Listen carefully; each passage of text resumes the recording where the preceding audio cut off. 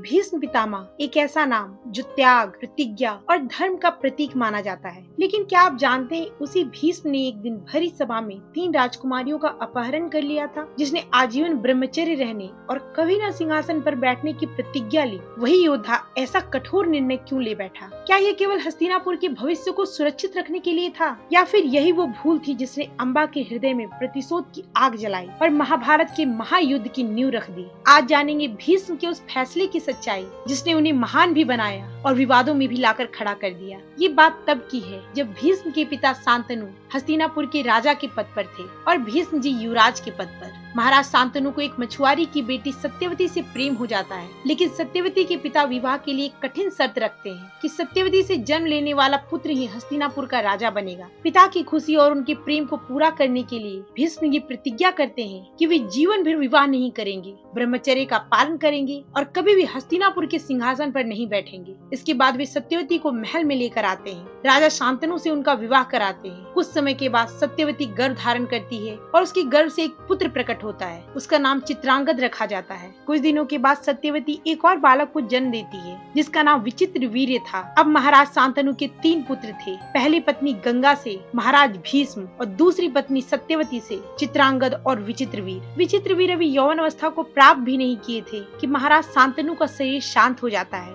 शांतनु जी के जाने के बाद राज्य का पूरा भार भीष्म के कंधे पर आता है, क्योंकि अन्य दोनों पुत्रों में न उतनी योग्यता थी और न ही आयु में उतने बड़े हुए थे कि पूरे राज्य को संभाल सके। सत्यवती जी से सहमति लेकर भीष्म पितामह चित्रांगद को राजा के पद पर नियुक्त करते हैं, पर चित्रांगद कभी गुरुकुल नहीं गए। राज्य महल के सारे सुख भोगते हुए बड़े हुए थे, इसलिए उनमें शिष्टाचार की भी कमी थी और वो अभिमान से भरे हुए थे। हस्तिनापुर का राजा होने का अभिमान इस हद तक बढ़ गया था कि जो भी उनसे बात करता उसका अनादर करते हुए बात करते। उनकी बातों में कोई शालीनता नहीं होती। उन्हें पता था वो महाबली भीष्म जी के संरक्षण में है, उन्हें कोई परास्त नहीं कर सकता। सामने चाहे कोई भी खड़ा हो, मनुष्य, देवता, गंधर्व, असुर, सबका अपमान करना उनका मानव स्वभाव हो गया था। भीष्म जी को यह सब देखकर बहुत दुख होता, पर चित्रांगद राजा के पद पर थे, इसलिए वे उन्हें डांट भी नहीं सकते थे। वे उनके सामने जाकर शीश झुकाते और बोलते, बस तुम्हें ऐसा नहीं करना चाहिए, सबसे सम्मान पूर्वक बात करो, यही उचित है। एक दिन गंधर्वों का राजा चित्रांगद सभा में आया और बोला, अगर कोई मेरे जैसा नाम रखता है तो उसे मुझसे पहले युद्ध करना होगा और मुझे पराजित करना होगा, तभी चित्रांगद नाम रख सकता है। महाराज चित्रांगद, मैं आपको युद्ध के लिए ललकारता हूँ और धर्म कहता है अगर किसी को द्वंद्व युद्ध के लिए ललकारा जाए तो चुनौती जिसे दिया जाए उसे ही लड़ना होता है, और इसलिए भीष्म चित्रांगद की किसी भी तरह से मदद नहीं कर सकते थे। अब कुरुक्षेत्र में हस्तिनापुर के राजा चित्रांगद और गंधर्वराज चित्रांगद के बीच युद्ध हुआ। गंधर्वराज चित्रांगद ने राजा चित्रांगद को मार डाला। अब हस्तिनापुर का सिंहासन फिर से खाली हो गया। तब सत्यवती जी की सहमति से विचित्रवीर्य को राजगद्दी पर बैठाया गया। विचित्रवीर्य आयु में अभी उतने बड़े नहीं हुए थे कि वो राजगद्दी को संभाल सके। राजा भले ही विचित्रवीर्य थे, पर सारा कार्यभार भीष्म जी संभाल रहे थे। अब विचित्रवीर्य धीरे धीरे किशोरावस्था में पहुँचे। समस्या ये थी कि बड़े बड़े राजा जब अपनी पुत्री का स्वयंवर करते तो विचित्रवीर्य को निमंत्रण नहीं दिया जाता, क्योंकि इनकी माता साधारण से नौका चलाने वाले निषाद राज की पुत्री थी। शांतनु जी भले ही उनके प्रेम में पड़कर उनसे ब्याह कर लिए हों, पर अन्य राजा सत्यवती को सम्मान की दृष्टि से नहीं देखते थे। जब विचित्रवीर्य किशोरावस्था में आए तो सत्यवती जी को उनके विवाह की चिंता होने लगी। उन्होंने भीष्म जी से कहा कि वे विचित्रवीर्य के विवाह की व्यवस्था करें। गुप्तचरों से जानकारी मिली कि काशी में काशी राज की 3 कन्याओं का स्वयंवर है। भीष्म जी माता सत्यवती से बोले, 3 कन्याओं को विचित्रवीर्य की पत्नी बनाने के लिए मुझे काशी जाना होगा। माता सत्यवती ने आज्ञा दी। भीष्म जी अकेले सारथी को लेकर वाराणसी पहुँचे। जैसे ही स्वयंवर की सभा में पहुँचे, सारे उपस्थित राजा जोर जोर से तालियां बजाकर हंसने लगे। बोलने लगे, अरे वाह बाल ब्रह्मचारी,